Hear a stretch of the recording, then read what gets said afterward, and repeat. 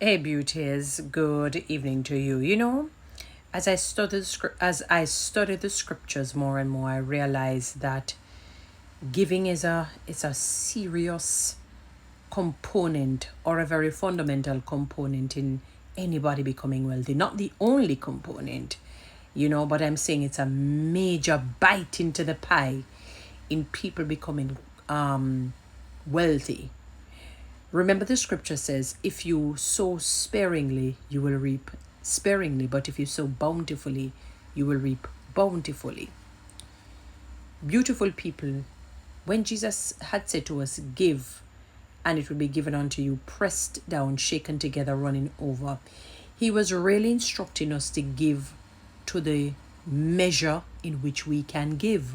So, for example, let us say you're a multi-millionaire and you're giving back to the church, for example. If you give $100, you're lucky that you probably don't get a box in your face from God, if he was to be like that and to do that from you. That would not go anywhere. He wouldn't even acknowledge that. That is not giving. You're being almost disrespectful and dishonoring God. Let us say you're a multi-millionaire and somebody's in need of a pair of shoes, and you go to the most cheapest store. I have to use an hyperbole to say the most cheapest. The cheapest store to buy a shoes that cost maybe 3,000 Jamaican dollars as a multi-millionaire, in which your income supersedes your expenses by far. So you're not in debt. You're not strangled by it. You don't even know what debt is. You can probably buy a 2,000 US dollar shoes plethora times over, many times over. You are not spiritual, you are not godly, and you're not employing methodologies that will keep your multi-millionaire status there or above. So you move from multi-millionaire to billionaire to trillionaire and so on.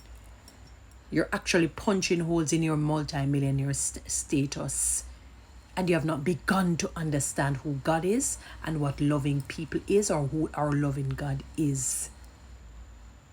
Once you love, you give. You cannot say you love and you don't give. And when you give according to your measure. If you're able to afford giving something like an iPhone or an iPad, you give according. Don't give less than because you feel that no, the person is not worth it or whatnot.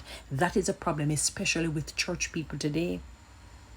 Those of the world's wiser than them in the church, and that is why they have gotten it. I gave an example of Oprah Winfrey, and there are others like that. They give what they love. That is how you must give.